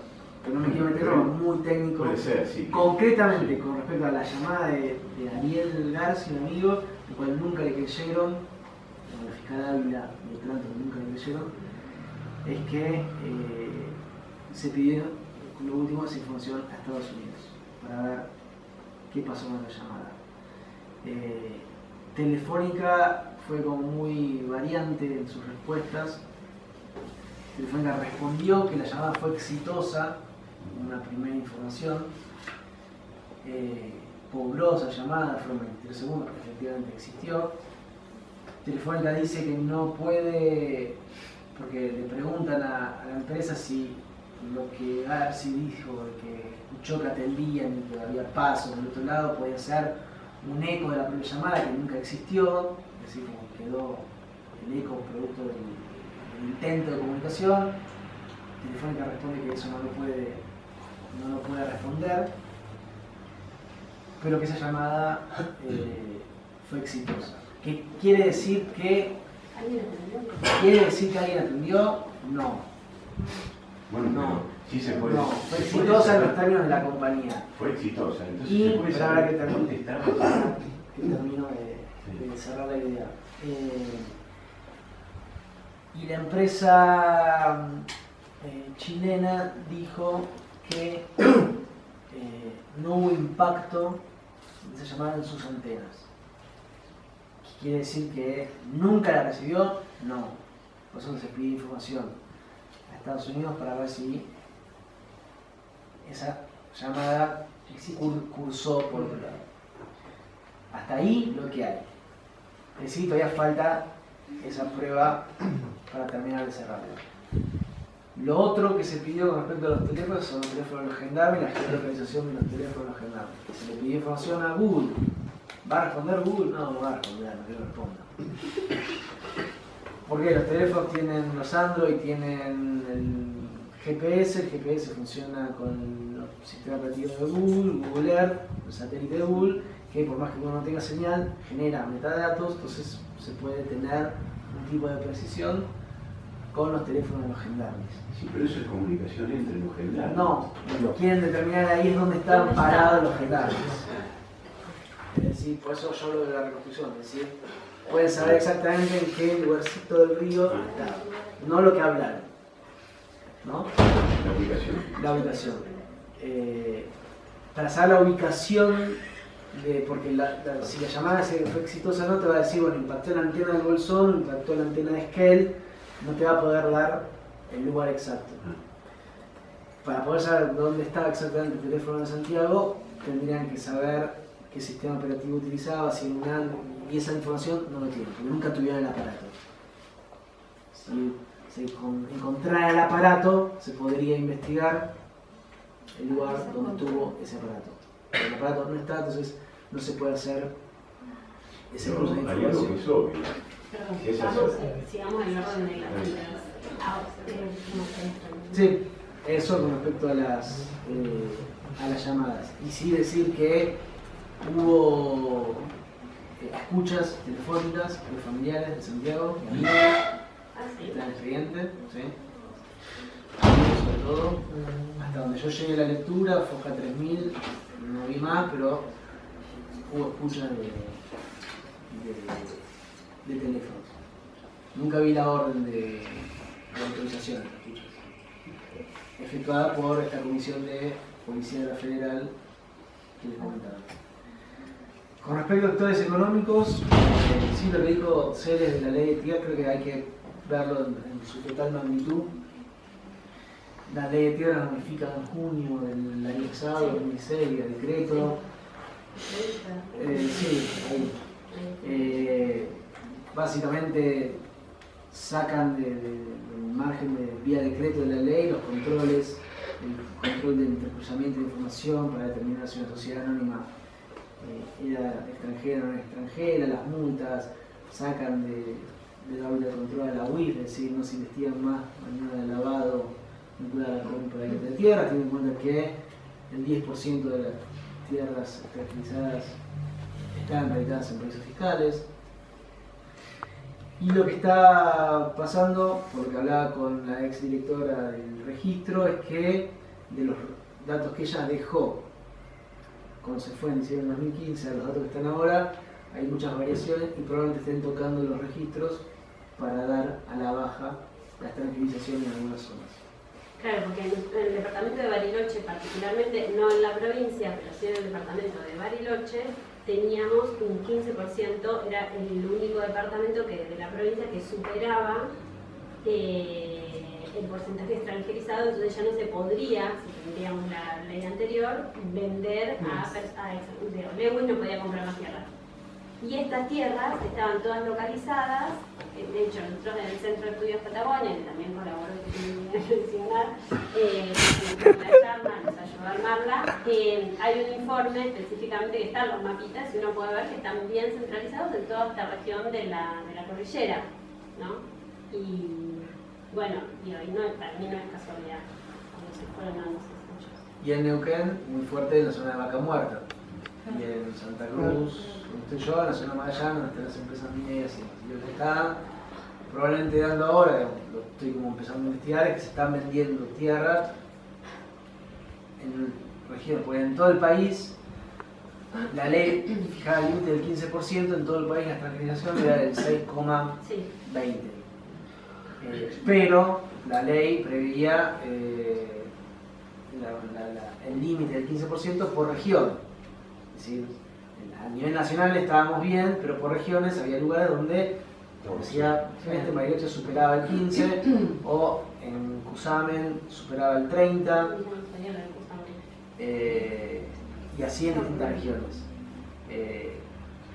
Y se está empezando a vender tierra en lugares donde había alta concentración de personas extranjeras. Y los que más interesados están en comprar tierra son las mineras y en Vaca Muerta. Comprar el lugar donde van a explotar. Entonces probablemente ese sea digamos, ahí haya como actores económicos todavía poco mencionados, porque de Benetton no solamente le interesan las ovejitas y la industria textil, sino que es también una empresa minera y que está pidiendo la explotación minera en la zona.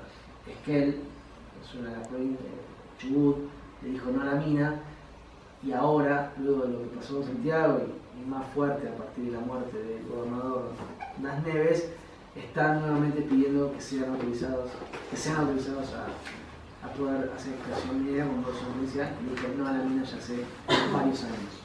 Por ahí también tenés un negocio muy vinculado a la protección a la ocupación de la tierra, ocupación legítima del territorio por de las comunidades, que pone en jaque un montón de negocios vinculados a los recursos naturales. Lo de Lewis sería como una cosa ínfima frente a los negocios Vaca Muerta o incluso la extracción minera del propio Benetton. Y después uno ve, yo estudié hasta ahora la conformación de la sociedad rural de Esquel, donde ves que desde el presidente hasta el último vocal, no todos, no, pero en su buena mayoría, están vinculados a Benetton. O son capataces, o son contratistas, y así. Es decir, es una sociedad rural de Esquel que hace de lobby o es la cara visible ante la sociedad de los intereses de Benetton.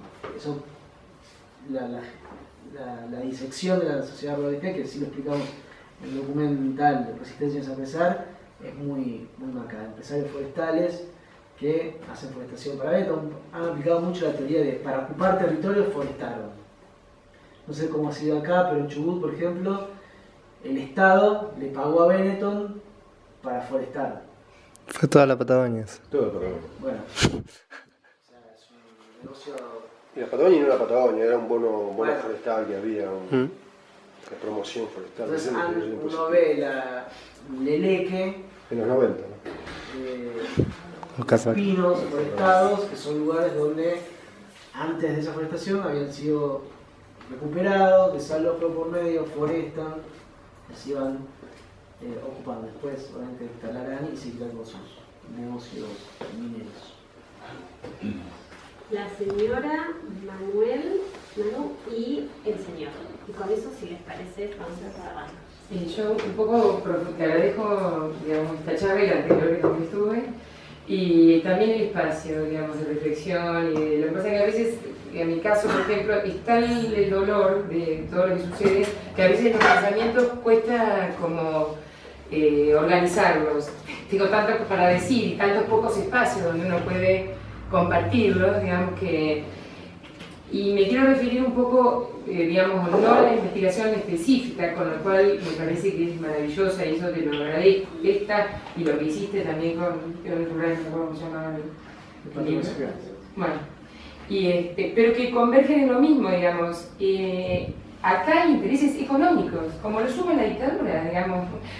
Ni milico, ni, digamos, dejemos de hablar de, digamos, del tema de la mano de obra barata, y son los gendarmes de hoy, digamos, de la mano de obra desocupada, o como lo queramos decir, y los intereses son los mismos, y las dijéramos en una memoria, los tiraban en el piso, bueno, falta que te tiren en el piso, pero es lo mismo. A los chicos que laburaban ahí en el circuito chico les hacían ese mismo, pero sí, digamos, es lo mismo.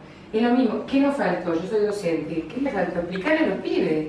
¿Qué sé yo? Haber leído Nunca Más para que fuera más dramática la situación. Digamos, yo me lo planteo realmente. Nunca quise que ellos lo leyeran porque me parecía tan terrible, una realidad tan dura que nunca más iba a volver a pasar, pero sin embargo es lo que sucede. Y la cuestión es económica. Económico, es decir, las tierras, vos hablabas de los peones de la sociedad rural, por supuesto. Pero ¿cómo van a permitir que un pueblo pueda obtener derechos y que, como en el 73 se dividía el Producto Bruto Interno en el 50% para el laburante? Bueno, ellos no lo van a permitir. Y ellos nunca descansaron, como decía Bob Marley, cuando nos llamaron a cantar, y yo no sigo cantando porque la derecha nunca descansa. Bueno, digamos, parece mentira que lo leyó Bob Marley, pero bueno, así fue. Entonces nosotros no podemos descansar, capaz que descansamos demasiado en estos 12 años que fueron maravillosos. Pero que es económico y que no hay duda de que nos matan a Santiago, que no hay duda. Yo no tengo ninguna duda después de todo lo que hemos pasado. Ninguna, que siguen matando por la espalda, que nos matan a los pibes pobres, a los pibes morochos, a los mapuches ahora, bueno, es así porque así fue históricamente. Eso es lo que nosotros tenemos que primero comprender. Yo no sé si las nuevas generaciones todas están como a tiro de estas cosas, porque a veces ellos repiten cosas o ven la tele y yo, quizás nos faltó esa, yo me hago esta autocrítica, ¿no? Digamos, a ver qué cosas nos faltan a las generaciones que ya pasamos por esto, que no supimos explicarle a los chicos, que son los que hoy van a ser las víctimas nuevas de esta historia, ¿no? Bueno, simplemente eso, hacer como una reflexión y agradecer estos espacios de resistencia y de... ¿Yo iba? Primero, estoy casi seguro, pero confirmar, el grupo de antropología forense participó en todo el proceso desde la recuperación del cuerpo hasta la autopsia, ¿no? Y eso de alguna manera es garantía de que la autopsia se hizo correctamente. O sea, para mí el grupo de antropología forense, más que eso no tenemos en quién confiar. La duda que me queda, porque también por esto de lo doloroso, lo morboso y eso, me costó mucho leer, no he leído detalles del tema de la autopsia. No sé si esto que decías vos, de que la explicación más plausible es que nunca salió del río, o que si salió poco tiempo y lo movieron del lugar del río, ¿por qué no no podría ser posible que se lo hubieran llevado a otro lado y le hubieran hecho una simulación de ahogamiento en otro lado? Si hay algún indicio de que se descarte esa posibilidad. ¿Se entiende la pregunta? Y iba a decir una cosa respecto a lo que decía, no sé el nombre, Silvia. Para mí, a mí, mi sensación, más con lo de Rafael, que me tocó que mi hermano estuviera cerca de la zona y que me agarrara ese miedo a veces irracional, porque sabía que a mi hermano no le iba a pasar nada. Por más de que leyéramos nunca más, no se experimenta. Hasta que no te toca. Lo que sí, y esto lo digo porque va a pregunta a Sebastián, creo que es como crítica también a los 12 años que pasamos. ¿Qué pasó? O esa fuerza de seguridad que hoy están matando a Santiago Maldonado y a Rafael, y que en otros momentos mataron a alguna gente que no nos enteramos. Muchos. ¿Qué aspectos que hoy están usando el macrismo te dan a vos la sensación que se podrían haber cambiado? Es pura subjetividad lo que te pido. Pero bueno, eso. Sí, la pregunta que quería hacer a Sebastián es un poco el informe de la investigación. Si para la justicia, ¿qué valor tiene el testimonio de Matías Santana, que es un testimonio de ocular del hecho de cómo se lo llevaron a Santiago Maldonado? Ese aporte, no sé, eso no tiene ningún valor, digamos, para la justicia, tener información. Porque aparte creo que hay otro miembro de la comunidad que también confirma que vio a Santiago Maldonado rodeado de gendarmes. Por lo menos en los medios es lo que se dice. ¿Vos tenés información más concreta de eso?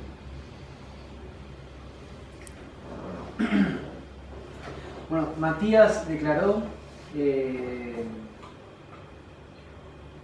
él declaró que,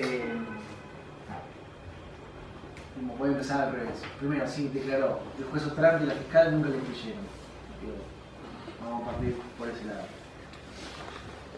El relato de Matías Santana es un relato, en un punto coral. ¿Qué quiere decir esto? Que él contó lo que vio y contó lo que vieron otros de sus compañeros.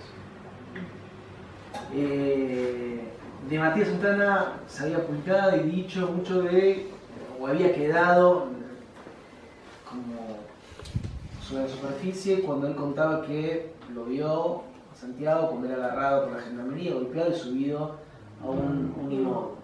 Que después de su unimóvil lo subía a una camioneta y esa camioneta se iba por fuera del predio. Cuando lo encuentran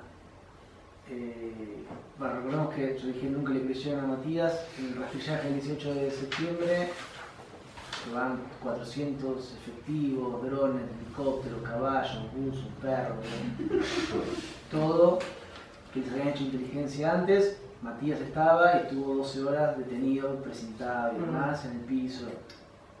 Esa era la credibilidad del testigo. Cuando encuentran el cuerpo, lo primero que trasciende es que iban a hacer una causa por falso testimonio a Matías, porque él había dicho que le habían visto cómo le pegaban a Santiago. La camioneta. Entonces yo me puse a revisar la declaración testimonial de Matías. No traje la impresión, pero Matías le piden que dibuje lo que estaba contando. La secretaria de Otranto le dice, ¿no querés dibujar lo que estás contando? Estaba ubicando en el territorio a todos los actores. Él dice sí. Paréntesis, a los gendarmes cada vez que le pedían dibujar en el pizarrón, los abogados de gendarmería decían que no era procedente.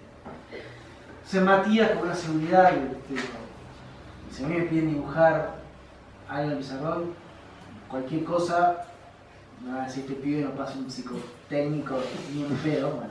Entonces él se para, una parsimonia que uno dice, empieza a dibujar el pizarrón, no, bueno, acá está la tranquera, acá hay un camino que va para allá, acá está la guardia, acá están las vías, acá empieza el río, la pendiente, empieza a dibujar detallecitos, los pinos, todo en el pizarrón.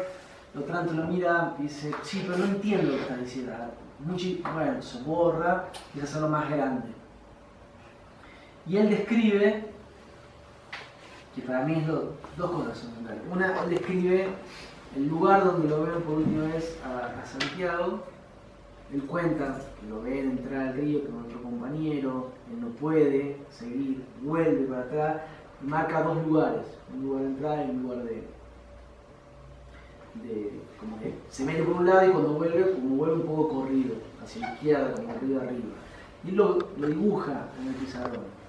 Y él hace un comentario que ese lugar donde vuelve, ese lugar yo lo conozco porque es el lugar donde vamos a buscar agua, dice Matías, que es el lugar muy cerca donde me encontraron. Es decir, y él describe que cuando vuelve Matías de Santiago, recibía disparos y piedras. Y yo, después de ver esa testimonial y de ver el dibujo que él había hecho, digo, Matías no mintió. Porque si el cuerpo lo encuentra donde lo encuentran, digamos que diría que estuvo siempre ahí, es el lugar donde él dice que estaba el cuerpo, donde lo vieron por última vez con vida a Santiago, en el mismo lugar. Y tampoco miente cuando habla de las balas y los disparos y las piedras. Entonces ahí yo tomé las testimoniales de los gendarmes y había dos grupos, lo que pude reconstruir. Un grupo de 6 y un grupo de 3. En el grupo de... no sé si lo vamos a ver acá. No, es muy chico igual, no se va a ver. En el grupo de 6, yo lo marco como el primer lugar donde él se mete, que es el grupo donde está el gendarme que dice, que grita, veo a uno, ahí hay uno, entonces otros bajan, es el grupo de gendarmes donde atinan a tirarse al río, y les dicen no se tiren, no tirar, y el lugar donde él vuelve, más arriba, es el lugar donde estaba supuestamente Echazú, el escopetero Soilán y otro más. Ese otro más es el que tira piedras. ¿Se acuerdan que hubo como filtraciones de audio, como muy esporádicas? Uno que tiene una piedra, otro que le disparó un bulto, bueno, otro que dijo acá tenemos a uno, todo muy disperso. Para mí es todo parte de la misma secuencia. Que todo lo que el gobierno nos fue tirando como disperso era parte de la misma secuencia. Acá hay uno, baja, le quiero tirar, no te tires, le disparé un bulto, le tiré piedras, le pegué en la espalda, se cayó, lo dejé, digo, todo eso que fue como disperso y que hoy uno se olvida, forma parte de una misma trama. Y que Santana describió eso. Después él describe lo que otros compañeros le cuentan, ya del otro lado del río, que le pegaron, que se lo subieron a una camioneta. No le pegaron. ¿Lo empujaron? ¿Lo agarraron y lo empujaron? No lo saben. ¿Lo vamos a saber? No lo sé. Él describe que lo suben a una camioneta, un Unimog, y se lo llevan, con una camioneta blanca. Le dan una camioneta blanca. El Unimog, ¿había un Unimog? Sí, había un Unimog. ¿Hubo un Unimog en ese lugar? No. Hubo un Eurocargo. ¿Alguien sabe cuál es la diferencia entre un Unimog y un Eurocargo? Los Mercedes. Tranquilamente, ¿eh? Unos Mercedes y bueno, otros son los dos verdes. Sí, es eso.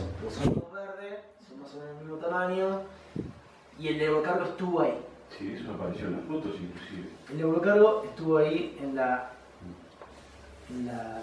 de punta al río. De hecho, el testimonial que conduce el camión, ese Eurocargo, cuenta como cuando llega al río ve una secuencia de persecución, ve gendarmes de un lado y gendarmes del otro, dos lugares. Después ese Eurocargo, Santana también describe que lo sube una camioneta blanca y describe en el pizarrón cómo sale la camioneta blanca y se dirige hacia el cruce del Maitén. Es el lugar donde yo decía que tenía la base. Se recorrió, lo escribe, lo dibuja. ¿Está filmado eso? ¿Cómo? ¿Está filmado? Sí, sí, de hecho, en la agencia Canal Sur lo hemos publicado el video y todo. Sí, Y la camioneta que sale, que después dicen que se encuentra con una ambulancia. Para ahora que termino, se cierra la idea. Ese recorrido de esa camioneta blanca que va hacia el Maitén, con bulto en la parte de atrás, está en los horarios en los que Matías lo tuvo que haber visto. ¿Por qué? Porque son fotos de gendarmería, con el horario y demás. Esa camioneta se junta en ese lugar con otra camioneta, bajan 4 gendarmes, los ves hablando, no sé qué hablar, pero está en la secuencia fotográfica, y está en el lugar que describió Matías Santana. Y está la descripción del bulto, está la descripción de cómo es el bulto, lo suben a una Amarok cerrada, ¿no? Que tiene la parte cerrada, y que esa Amarok se va a Esquel. Todo eso sucedió. ¿Qué quiero decir con esto? Que probablemente se confundió. En la locura de lo que fue eso, creer que el cuerpo, que lo que está en ese bulto era el cuerpo, hoy la evidencia científica dice que no, pero todo lo que escribió ocurrió. Sacando todo eso de lo que le van a hacer la causa judicial, me parece, a Matías, la descripción del ingreso al río, el lugar donde él lo ubica a Santiago, donde él ubica a los gendarmes, las balas y demás, eso me parece lo más fuerte del testimonio de Matías, que es lo que sigue teniendo fuerza hoy en día. Hay otro testimonio que estaba con Santiago, que es el famoso testigo E, que nunca declaró en la causa, que va a tener que declarar en un momento, esperemos, que va a poder aportar más información de lo que sucedió en ese momento en el río. Yo declaró en la madre de este chico, Claudia Vilquimán, que ya había declarado a Claudia, que es la que cuenta que lo ve a Santiago corriendo, en un momento que agarra la mochila y se va hacia el río. Lamentablemente a la comunidad mapuche nunca se le creyó, en toda la etapa Otranto. De hecho a Santiago lo buscaban vivo dentro de la comunidad y lo buscaban enterrado dentro de la comunidad. Cuando lo van a buscar a vuelta del río, cuando hacen ese mega allanamiento, que van a la comunidad a vuelta del río, lo van a buscar a Santiago vivo ahí, y en la nota que da Otranto de la Nación deja entrever que lo iban a buscar también enterrado en la comunidad, en el territorio mapuche. O sea, a los mapuches nunca le creyeron. Ahora entiendo que es distinto. No sé cuál va a ser la resolución del liberal, pero entiendo que, al menos en actitudes, y el testimonio de Matías me sigue pareciendo central. Porque por más de todo lo que vayan a decir, que mintió, que nunca les pegaron, todo eso puede ser, es verdad, no ocurrió eso. Ocurrieron estos hechos colaterales que pueden construir la idea de que le están haciendo algo a un compañero tuyo. Pero la instancia de ingreso al río y la persecución y todo eso coincide con el movimiento de los gendarmes. Esto sin geolocalización, sin nada, solamente con prestar atención al lugar donde ocupaban cada uno y las omisiones, porque esto trae a colación lo que no dicen los gendarmes, las contradicciones, lo que dijeron ante las entrevistas que hizo el gobierno, después lo que dijeron en la causa judicial, que chocan y hay contradicciones, y ahí también hay un trabajo por hacer, etcétera, etcétera. Ya lo seguimos. No, yo quería, a ver si puedo cerrar esto. Puedo cerrar un poquito para yo irme, ¿no? Para yo irme. Todo lo que ¿cómo es tu nombre? Sebastián. Sebastián. Todo lo que Sebastián dijo y todo lo que tiene Sebastián ahí en esa carpeta, todo eso está dentro de un sistema judicial que no tiene ninguna capacidad de resolver el delito. O sea, esto no se va a saber nunca, lo mismo que no se supo nunca de los casos anteriores y lo mismo que no se va a saber nunca de Rafael y de los que vengan. Porque el sistema judicial es lo más perverso que tenemos.